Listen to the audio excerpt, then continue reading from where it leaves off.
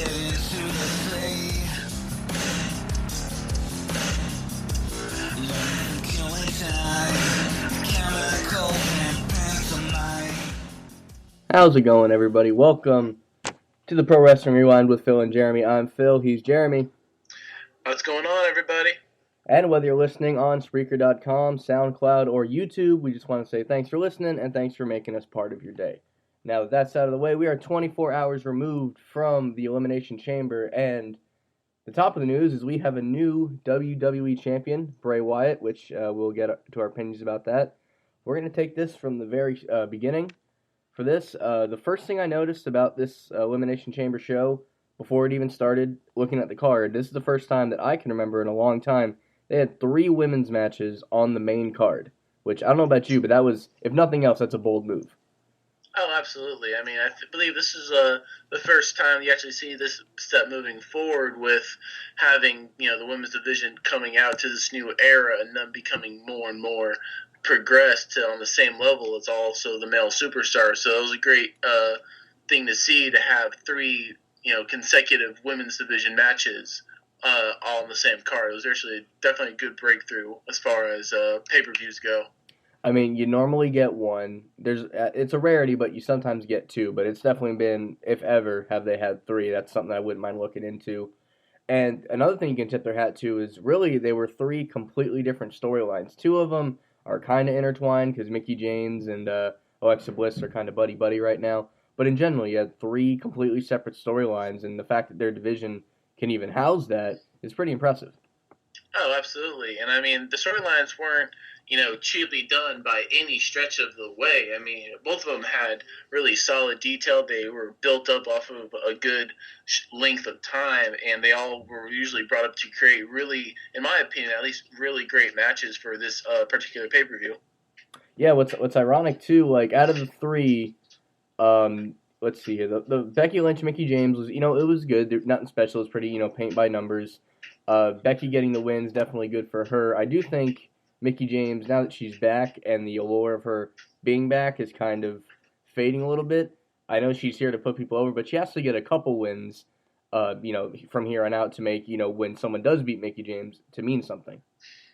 Right, and I understand that. And, with a lot of those older superstars we're seeing with, especially like Mickie James or Rhino, all of those that are coming back to help build up the new superstars, they're doing it in such a great way that it's really nice to see. Because, we first saw Mickie James come in when she came into the NXT pay-per-view against Asuka. That was a great match. To help create that big, hype to have this veteran, the longest reigning women's division title from back in the day, who beat Trish Stratus, to this new up and coming NXT undefeated, women's division of Asuka. And it was great how they first brought them in to help create that hype to build up Asuka, and I believe they're doing the same thing now with Becky Lynch, and also with the women's champion Alexa Bliss, both kind of at the same time.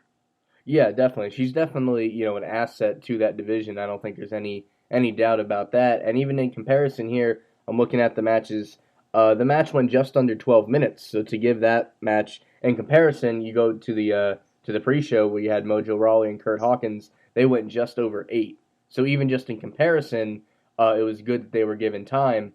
Speaking to the second one, with Natalya and Nikki Bella, that match went almost 14 minutes. It did end in a no contest, which that match, it was whereas the first one was more of a technical aspect, this was basically a street fight, and I could see them moving towards something like that because obviously this feud isn't over.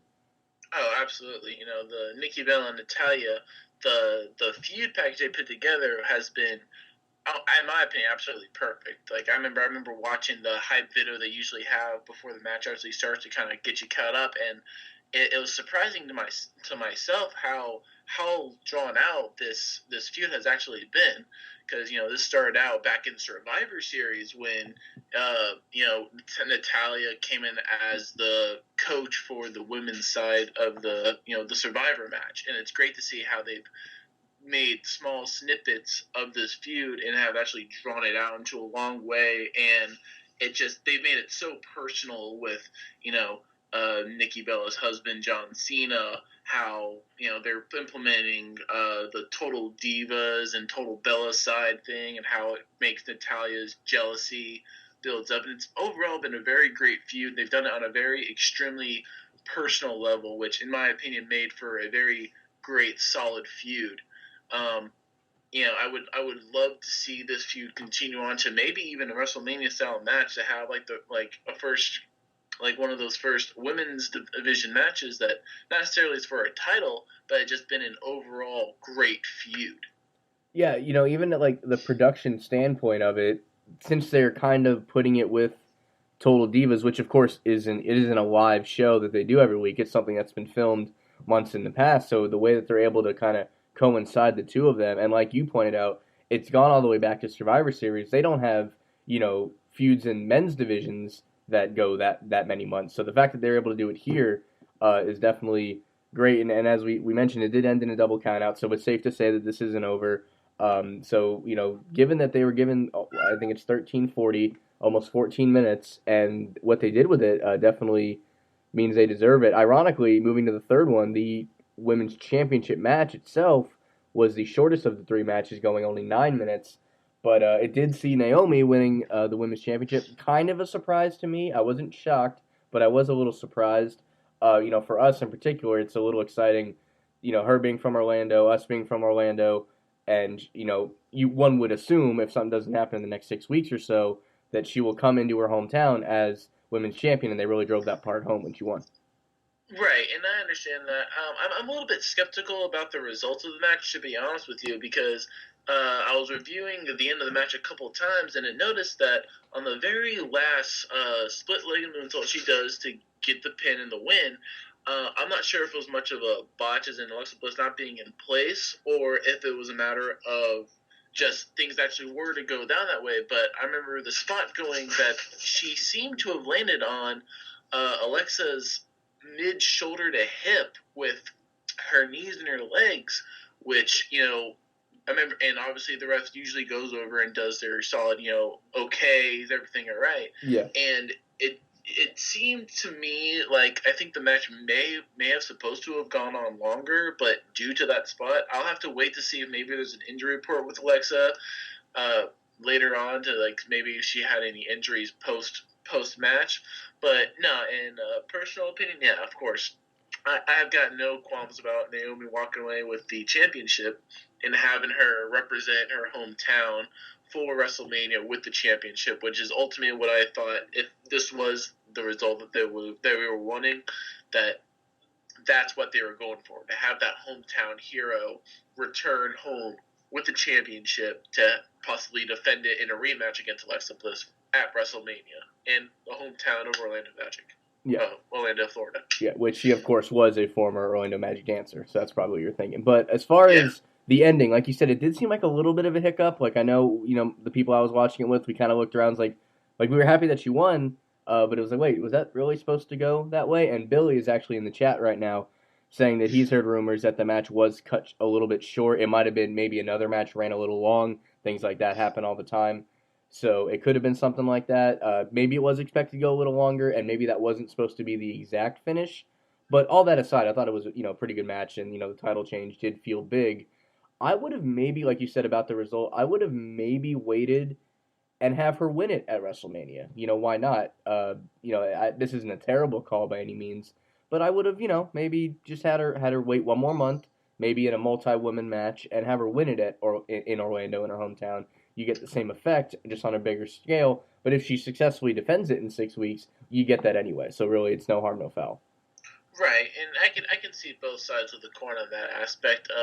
I kind of like your view of it simply because, in my opinion, Naomi kind of came out of nowhere. Because for the longest time, it was Alexa and Becky. And, they were doing their head-to-head feud they had the cage matches and everything like that. And then, of course, they brought in Mickie James to kind of help assist that. And then Naomi just kind of came out of nowhere. And then just kind of got her way into there and was able to move her in. I'm not sure if he was just fresh off of the recovery list or it was just her. It was her time to shine for it. In my opinion, I could have seen them, had Alexa Bliss retain the title, keep the Naomi Alexa Bliss feud going to possibly build up better for that WrestleMania title match that we're all expecting to see. Right. I mean, the thing with her, before we move on, just a quick thing, she's been around a long time. Like, some people don't realize she was on, I forget if it was the third or fourth season. I think it was the fourth season of NXT when it was still a game show, and it was all women. She's been there that long. So she's been around for a while, and the fact that she's been around that long, they obviously trust her. Her journey, I'm sure, leading into WrestleMania will be well documented into that. So, as we end this little party, definitely, congratulations to her, and it's definitely something she earned. Just to touch on some of these other matches before we get to the big dog, as much as I liked how these matches went, the one that I kind of have a gripe with here is this handicap match with Kalisto and Apollo Crews against Dolph Ziggler. The two baby faces ended up winning, which I don't really care who wins. My gripe is that this match shouldn't have happened because nobody comes out looking better. If Ziggler wins, it makes the two baby faces look weak. And if the baby faces win, like they did, it was 2-on-1, so they don't really get a big push from it. They tried to make it. It was basically a 1-on-1 match for most of it because Ziggler throwing Kalisto into the stage with the screen and kind of shortening out the screen, that did look cool. That was a cool visual. But overall, this match, I think they could have booked it differently. I don't think anybody came out ahead in this. Right, and I totally agree with you on that one. I kind of had my own personal, gripe about this as well.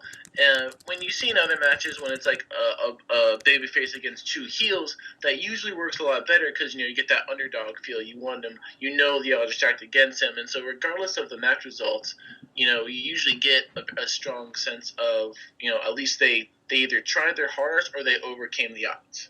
In this scenario, it doesn't work that way. You didn't get both either of those, yeah. You have these two, baby faces, and you have Dolph Ziggler, the heel, who's trying to keep on his bad boy streak of, I can do everything by myself. I don't need anyone's help. And of course, at the beginning of the match, he shows his heel side by, tossing Kalisto and actually busting the LEDs on the side of the screen. And at the end of it, it turned into a very confusing kind of match. I think this match would have been a lot better whether it had been just, Kalisto or Ziggler or even Apollo and Ziggler. I would have preferred to see Apollo and Ziggler simply because, Apollo hasn't really had much of hasn't had many true feuds, nor has he had any chances to shine in WWE as far as anything goes. So this would have been a good, first time actual feud since him coming from NXT to kind of start his way going through the main roster. I mean, I agree. I would have rather it been, like you said in particular, I would have rather been Cruz and Apollo, and you can even have Kalisto do a run-in and get the same result, and I think it would have helped Apollo a little more. Because we've seen Kalisto and Ziggler, back and forth for a good while. Apollo's relatively new to this whole, thing they have going. So I would have maybe preferred that. I just don't think anybody came out looking too great in that. So, it's interesting to see. There's no title involved. They're not just going to have a triple threat match blow off at Mania. I think these three guys, unless Ziggler does something really important in the next 2-3 weeks, they're just going to end up in the Andre the Giant Memorial Battle Royal. Maybe, Cruz eliminates Ziggler, and that's they go off that. But if they keep this storyline up, I don't think it's going to be WrestleMania worthy to continue. Next, we had the Tag Team Turmoil match for the SmackDown Tag Team titles. I believe it started with Breezango and Heath Slater and Rhino were the first two. Eventually, I think that was a good one to start. It's like as the way it was booked, almost like the longer it was almost like a video game. Like the farther you got, the harder the teams were. So I thought it was booked pretty well in the beginning. Then you get the Usos eventually, and you get American Alpha. American Alpha beat the Usos, and then the Usos jump them afterwards, throw them out of the ring. Out comes the Ascension, the last team, and it looked. I was really scared there for a minute. I really thought the Ascension were going to win the titles. This with the American Alpha coming back and winning, this was a straight burial of the Ascension. If they can't beat these guys when they just wrestled two other teams and then got laid out by one of them and they can't win, that's not a good sign if anyone likes the Ascension. Right, and I completely agree with that. And in my opinion, I thought the order of it was, I think, a little bit, mixed up. Like, I understand that they wanted to have the Usos, beat American Alpha to get ready for the Ascension. But I felt as though for the sake of them being the champions in a tag team turmoil match, that kind of should have been the champions' advantage for them to be in the very last people in the turmoil to have, like, whether it be Rhino and Slater, either bailing through or end up having. In my opinion, I wouldn't like to see either at least a heel on heel tag team, like either have them get eliminated by the Vaudevillains and then have the Vaudevillains versus the Usos, just to kind of mix in those different chemistries, just to see what it'd look like, and then what, regardless of who was after it, you would have had the champions come in, and then at that point, the champions could have either been jumped by the Usos after they've been post-eliminated to help kind of make them easier for whatever team was left standing. But I do believe this is a very great win for American Alpha. These two young guys have definitely made their way through NXT and definitely become a big crowd favorite, in my opinion. And this win was definitely well deserved, especially for a match that wasn't really advertised as much as I thought it would be, especially for a pay-per-view. Yeah, it was basically thrown together last, the SmackDown before, they kind of had this big brawl, and it was basically thrown together at the last minute. Right, which it kind of gave me a sense of disappointment, because I know in the past they have done, correct me if I'm wrong, they have done at least tag team matches involving the Elimination Chamber. They've done one, yeah. They've done one, so at this kind of pay-per-view, it would have. I thought it would have made sense to at least try it again, especially at a pay-per-view called Elimination Chamber, to actually have more than one just Elimination Chamber match to help, promote it and to give it more of the excitement. Especially since, which we'll get into when we get to the main match of the Elimination Chamber, of how the structure had changed and how there was a lot of remodeling done. Yeah, we'll definitely talk about that. I think that would have done substantially well, especially for this kind of a tag team match. So. Yeah, no, definitely. I mean, as far as doing another Elimination Chamber, because the first one I liked, I remember they did it last year, but that was a weird year for this pay-per-view, because the two chamber matches were the tag team one and one for the Intercontinental title, which, while cool, felt a little weird that there was, it's almost like Hell in the Cell pay-per-view, they can easily be, compared. If you have 3 Hell in the Cells on one night, it kind of cheapens what each one of them means. So, yeah, I guess I could see what you mean about it could be cool to have another tag team one, but sometimes you have too much of that one gimmick match in one night, it kind of doesn't make each one feel as special. But, yeah, they could have spent more time figuring out, what they wanted to do with this, because right now it's American Alpha, and then there's everybody else, so I'm pretty interested to see if they even have a match on WrestleMania, because what I was really hoping, what happens a lot in tag team turmoil, is there's always a 7th mystery team, and I was thinking maybe the Revival come out, maybe another team from NXT, them specifically, but I guess it could have been somebody else, but that's what I was expecting. So unless they come up in the near future, we definitely need to find another suitable opponent for American Alpha at WrestleMania. The last match here before the main event was Randy Orton and Luke Harper. This match got time, let me tell you. 17 minutes. A very old school match. I went from kind of being bored with this, but by the end of it, I was definitely very much into it. Orton picks up the win. A lot of people are kind of griping that Harper needs a big win. I actually had him pick to win, hoping they would go in that direction when we did our predictions. But Orton, he's on his way to WrestleMania. He's got to win big matches like this. I think both guys came out looking good here. Yeah, absolutely, and they've definitely had matches against each other before where they've kind of shown their strengths and weaknesses, and there were a lot of good spots in this match that I thought definitely helped, accentuate their chemistry with each other, like obviously the power slam outside of the ring, and just all of their different reversals on each other. And my only gripe against this was that we had already. It was the same concept of I brought up last pay-per-view with the John Cena versus AJ Styles. We saw it before on a live SmackDown where Bray Wyatt came out and he wanted them to go against each other to help clean up the feud. Right, kind of get it out of the system.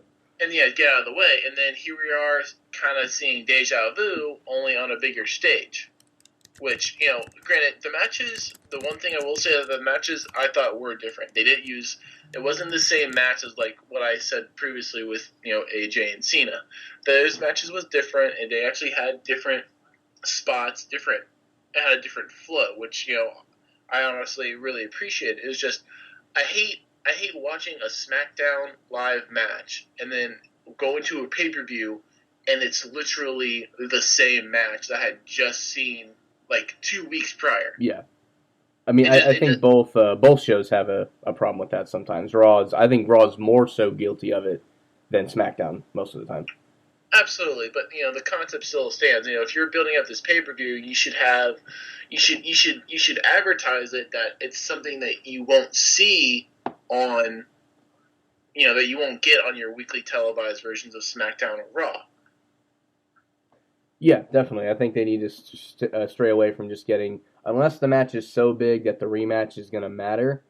Like when you get a Styles Cena, and you want to do a trilogy of those matches, that's big enough that, I understand that. But something like this, I don't think needed to be. This match was better than their one on SmackDown, I'll give them that. But one or the other. No argument there. Yeah, one or the other for sure. Next, we go to the meat and potatoes of this pay-per-view. We have the Elimination Chamber match itself. And you hinted at this a couple minutes ago. Before we get to the match and what it was like you said, the Chamber got a little bit of a makeover. Before the show even started, I saw somebody post an article. It's like the Elimination Chamber, being revealed, and I'm like, what does that mean? Like we know what it looks like. They've had it since 2002. Not realizing they meant that there was some renovations to it. There's things I like. There's things I didn't like. I like the pods a little better now. I know the referee has to like slide the glass in and out. I guess it was just cheaper to maybe not have motors in them or something. I liked that when you climbed on top of it, there was room for people to stand completely, whereas in the old ones you had to kind of be hunched over. Those are the first two things I noticed. Right, and I don't remember if there are actually any motors in the original Elimination Chamber. I think the difference is that in the original Elimination Chambers, they had obviously the oval-shaped glasses instead of the square-shaped ones. Right, everything was kind of edged off. Slid in, and they were all usually chained up with a padlock. Right. Like, they usually had a chain on them, whereas this way, it was more mechanically inclined to where when it closed, it just closed, and then the lever came, they would insert a leveler in there, and it just locked in just like that. So a benefit like that, which I thought works, it works better mechanically, makes it easier flow as far as the machinery goes. And yeah, I definitely agree that there was a lot more clearance when you actually get on top of the pod to pull off those like high end moves. The one thing I did not like that it kind of promotes the whole WWE's trying to go on a more safer side for their wrestlers is that they definitely added some padding to the outside of their grates. That was the big change, yeah. Even in the hype matches to this, I believe it was JBL who said that he once saw Umaga walking on it, and he was having a hard time walking across it with his bare feet, and that's what helped build the dangers of being on that outside. Whereas now you look back there, it looks like it's the same material that they put on the outside of a ring during a normal match. They just raised it up higher so it's on the same level as the ring apron. Yeah, I mean, that was definitely, I'd say for the first 2 or 3 minutes of this match when, it started Cena, AJ, and they were kind of feeling each other out, I was distracted by it. I was trying to figure out if it was pad, if it was, granted, it probably is still harder than just the normal outside because of the steel. I would almost think of it as like if you took a yoga mat and put it on your driveway and just jumped on it. Yes, there's a little bit of padding, but it wouldn't be that much. But it was definitely distracting in the first place. It bothered me at the start, and by the end of it, I'd kind of forgotten about it because the match did pick up very well. I think they could have did a better job explaining it. Maybe making it look not like padding maybe would have helped even.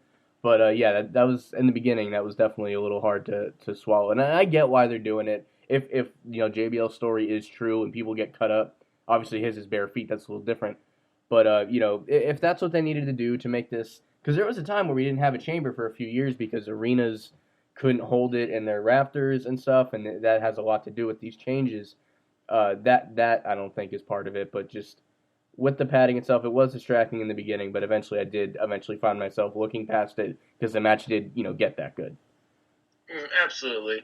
But other than the renovations for it, they still had all the traditional spaces to do, spots. We saw people climbing on the side of the cage. We saw a great number than it has been in recent years of just dives from the top of it, which I was actually extremely happy to see. Normally in Elimination Chamber, you get 1 to 2 like big dives, but in this one, I think we saw a good decent handful of just good interaction from on top of that, of them either on top of the pods or climbing outside of the pod.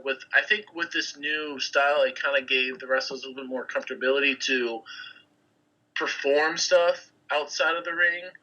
Whereas in later years, you'd get like one, two like big spots. Yeah, I was gonna say I don't think you get one without the other. I think those pads there made it so guys were fine with jumping off of it more. What one thing I liked the most, I believe it was Ambrose and maybe Styles. I have to go back and look, but they're on top of one of the pods and the plexiglass behind it, the bulletproof glass as they say it. They're kind of hitting, throwing each other into it head first, and you get that really cool shot of it. And I think that's something you don't get in the old chamber.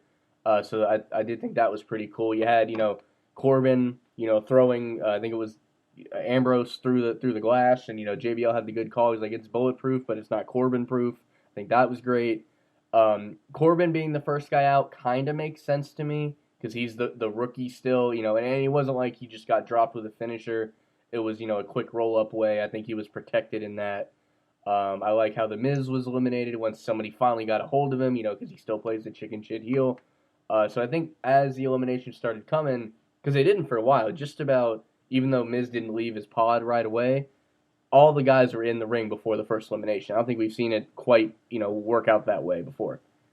Right, and that's something, yeah, like it was as soon as, the Miz came out, and on that note of Baron Corbin, this also helped, build his, lone wolf style, because even after he was eliminated, what did he do? He refused to leave the cage, and he went there and he started beating the living crap out of, I believe it was the Miz, post-elimination. Which caused him to get eliminated. Yeah, I think what we really saw there was the start of what will probably be, assuming Ambrose is still champion, we're going to get Corbin versus Ambrose at Mania for the title. That's what I saw happening there. Right. So that's, this is match, it's still doing what it needs to do as things go on. It's, helping promote other matches, kind of like the Rumble does. When guys get eliminated by each other, sometimes it sets up feuds down the road. I think this chamber did a good job of that. So the Miz gets out of the way there, and then, Ambrose is out 2 at this point. So then you're down to 3. You got Styles, Wyatt, and Cena. And what I thought was a really good move is they actually had Cena not in the finals. And I think that really juiced the crowd up. It was the shot in the arm they needed at that point because they're like, no matter what happens next, we're going to have a new champion. And I would like to see one day, and like this is extremely bold booking, but actually one time have the champion, whoever it may be at this time, be the first guy out. That way the crowd really has no idea what direction they're going in. They kind of did this because they eliminated the guy. Like, you knew Ambrose wasn't going to win. He wasn't going to be a double champion. You didn't really think Corbin was going to win, and you would think Miz would win it in another way. So out of the 3 guys that were logically able to win, I think they still kind of worked it out that way. Right, and I thought that overall having those 3 of the last people, AJ, Cena, and Bray Wyatt, definitely helped with that build. And I completely agree with you with having Cena eliminated, especially by Bray Wyatt in that surprising fashion. Just kind of a Sister Abigail out of nowhere kind of definitely brought it into light that, holy shit, we're going to get a new champion this time, and who will it be? And I believe the majority of the crowd was actually thinking AJ Styles, because he had held the title before, and he had already had that hype, and he had already been that he's been on that high, with Cena, the John Cena feud with him. So having Bray Wyatt come away with the win here was extremely surprising. And I believe I told you this before when you actually sent me a prediction a couple weeks back that a picture of him holding the title, and I said to you, and I'll say this now, I am not upset with Bray Wyatt having the title because I believe this is his first time holding major gold. Yeah, I mean, him and Orton had the tag team titles for a cup of coffee, but aside from that, that's That's the big thing. I think everyone kind of thought it was going to be AJ, but I think most people were going to be happy either way. And I played the audio in the beginning of the show here, how he jumped off for the Phenomenal Forearm, he caught him, and his sister and AJ took it great. Like they didn't. Sometimes when he does a Sister Abigail, he kind of takes the momentum away because he has to set him up. He has to do the kiss on the forehead. He didn't do that this time. He grabbed him and he planted him, and AJ took it like a champ, as that he is, and it was just the perfect ending. It was a great ending. I think the great pop for it. Some people I did predict it on the show, but not fully expecting it to happen. And once again, we do have Raw tonight, but SmackDown is going to be must-watch TV tomorrow night. Oh, absolutely. Now you have, Bray Wyatt, the patriarch of the family, who's going to eventually go up against, his newest creation, which is Randy Orton at WrestleMania. So it's going to be absolutely an interesting continuation to see how this goes about. How Bray Wyatt, being the current champion, is going to still have Randy Orton in his family, if they're even going to be in the family. Or how will maybe Luke Harper plan to play to this? Will he bring in Luke Harper to kind of deter Randy Orton to help him retain his title at Mania? Or if this opened the door for so many different possibilities, especially since you have an individual who is going to face the leader of a faction he is in, and it's not like it's not exactly like Evolution where everyone ends up getting the title and they're all going to share it. Right. Orton. You know his animosity. You know that he's going to be gunning for Bray Wyatt. Right. And at this point, it's wondering, is Bray Wyatt having the WWE Championship? Is this going to be the element that's going to eventually have Bray Wyatt break from his own family, and he's going to be, he'll no longer be the patriarch that he is because he's on top of the mountain. And of course, now you have Randy Orton, who may revert back to his old ways because now that he joined the family, because he was on a low streak. When Right. he joined the family, he got himself built up to the point where he even won the Royal Rumble. So now you have these two overwhelming elements that are at the highest point of their career that are in the same faction that will have to go against each other. So, yeah, absolutely. SmackDown will be must-see TV this Tuesday just to see how this evolves for the next upcoming 30-plus days into WrestleMania. Yeah, I mean, you see the last shot right before they go off the air is Orton actually makes his way to the ring. He's got his hoodie on or whatnot, and he's just looking at Wyatt. He doesn't look cynical quite yet. You can tell he's almost a little proud as of right now. So it was a really cool ending, and I'm really interested to see where it's going to go. But as far as this show goes, we're just about out of time. Guys, enjoy Raw tonight. Definitely enjoy SmackDown tomorrow. I'm Phil, he's Jeremy, and we'll catch you next time. Thanks, everyone, for listening in.